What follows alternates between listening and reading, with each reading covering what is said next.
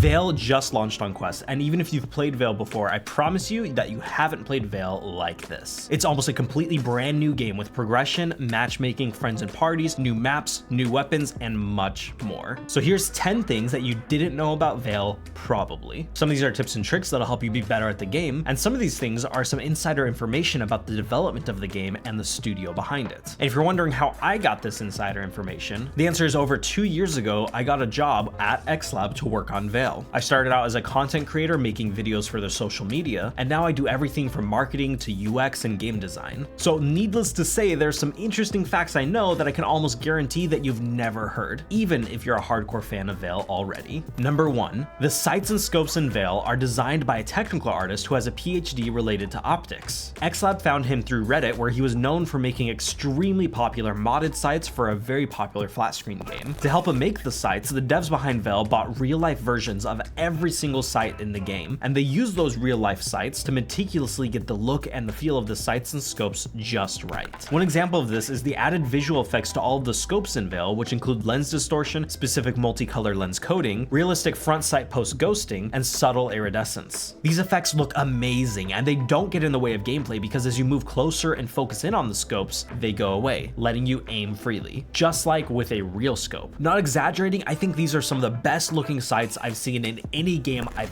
ever played, including flat screen. Number 2, the developers go to the shooting range a couple of times a year to get real hands-on experience with real-life variations of the guns in VAIL. Every time they go to the range, they come back with little ways to adjust the guns to make them even more realistic and fun. Everything from how the guns are held in your hands to how recoil behaves is based on hours at the range. In addition to this, the studio's full of airsoft guns that are also used to understand how the guns are held, how you can interact with them, their weight distribution, and even how the paint wears and chips off of a gun, which is used as they develop their cosmetics. They even have 3D printed models of the knife to see what it looks like, feels like, how it's held, and to get the sizing just right. And we even throw this 3D printed knife model at some foam that we have in the office to get a better idea of what it's like to throw the knife. If nothing else, the developers do everything they can to deliver unparalleled combat. Number 3, as part of the launch, VAIL added a pump action shotgun called the STF-12, and it was made so that you can actually pump the shotgun with one hand Rambo style. Not joking, go ahead and try it out, it's a ton of fun. Reloading is also kept super realistic and immersive, so while some games will let you like knock out an AK mag for example by hitting it anywhere, in real life you actually have to hit the little tab to release the magazine. And all of our AK style guns work this exact way, where you can knock that little tab to knock out a magazine with another mag. For pistols, you can rack the slide one-handed by pressing the same button you used to drop the magazine, similar to how you can real life rack the slide with your thumb. And while you'll probably never actually do this in a firefight, you can change the fire rate selector by actually grabbing it and turning it. It's the little details like this that make the weapons in VAIL unparalleled. Number 4, knives make you move a little bit faster when you're holding one. For this to work, you can't be holding anything else, only a knife. This lets you sneak up to players when they're running away from you, giving you a chance to catch up to them and take them out. But outside of catching up to your enemies, this is a really useful utility for every game mode. For example, in Artifact, you should run as fast as you can to each sight holding onto only the knife. And if you need to rotate from one sight to another, there's another good reason to pull it out and get a little bit of a speed boost, especially when you're tight on time. In Hardpoint, you can do the same thing, just pull out the knife to get to each hardpoint as fast as you can. And in Capture the Orb, you can use it while holding the orb so that you get behind cover faster and get the orb back to your base. In addition to this, you should probably know that holding guns and tacticals will slow you down compared to holding nothing. And if you're holding a gun and pointing it up and down, you'll move faster than if you were aiming it forward. And the speed penalty for every single weapon depends on how big it is, so running around with the MR96 will make you a lot slower than if you were running with just a pistol. Number 5, if you want to get to max level in VAIL's new progression as fast as you can, I seem to get the most XP from playing Artifact. And that's because Artifact is a longer game mode. It takes like 20 or even 30 minutes sometimes to complete a match. And the match bonus is based off of how long you're in the game for. Also, Artifact kills give you more XP than any other game mode because they're harder to get. So if you're a good shot and you're getting a decent number of kills in Artifact, you can rack up a ton of XP in a single game compared to playing any other game mode. Outside of kills and just participating in a match, you get more XP by playing the objective. So this is just a reminder that in all the game modes, you should be playing the objective. So for example, you can plant the artifact or disable the artifact,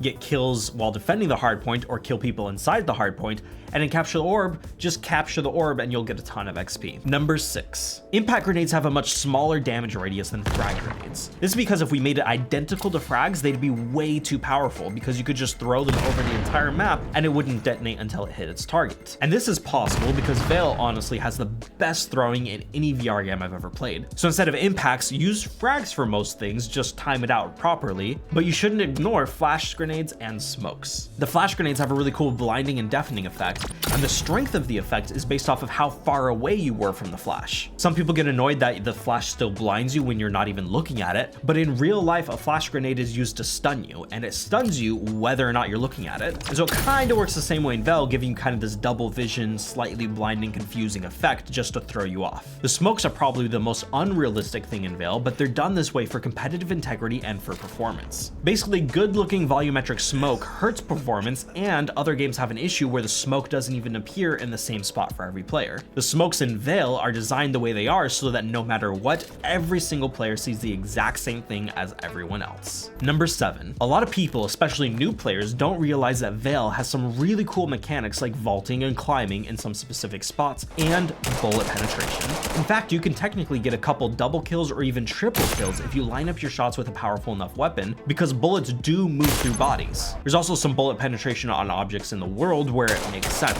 So for example, you might not be shooting through a whole giant barrel, but if you shoot the edge of it or some of the other cardboard boxes, bullets will pass through. Number 8. One project I spent a ton of time on outside of marketing at VAIL was the overall UI and the main menu. So if you have any issues with the menu, let me know, but I'm pretty happy with how it turned out with all the animations and the whole flow of it. And one thing I wanted to make really easy for players to find was some specific settings that affect gameplay. So I made sure that we added this button here in the loadout so that you wouldn't miss this option. Here you can adjust the color of your sights and the enemy outline colors. Lately I've been playing more with the outline colors completely turned off, but if you play with them on, then I recommend choosing contrasting colors for your sights and the outlines. If you set both of them to something like red, then your sights will just blend in with your enemies. So what I like to do is when I have the outlines on, I keep them set to red because monkey brain, red means danger. Then I set the sights to something like blue or green that contrasts heavily with the red. Also, the blue looks pretty nice, but you can do whatever colors you want, just make sure they contrast. Some other settings you should check out for enhancing your gameplay includes the pistol grip angle, which has 3 options depending on how you hold your controllers, the motion smoothing, which doesn't slow down your whole arm movements or gun movements, it just reduces small jitters when aiming, and virtual stock, which helps to simulate having a third point of contact, making it a little bit easier to aim. Number 9. VAIL actually has some crazy deep lore, and you can kind of start picking up on that with some of the graffiti and other things laid throughout the map, but the best source for the lore is on the Steam page. In the world of VAIL, there was a corporation called the RAIL Corporation, and through wars and natural disasters, they became the self-proclaimed guardians of the earth and control the populace by controlling access to information through the Atana network. Scientists in their space program started to disagree with RAIL's ideals and authoritarian control of information, and so they took control of the space program and split off into their own faction called the Colonists, so called because they inhabit space colonies orbiting Earth. While they believe in a future in the cosmos, they must return to Earth to retrieve sensitive data from artifact nodes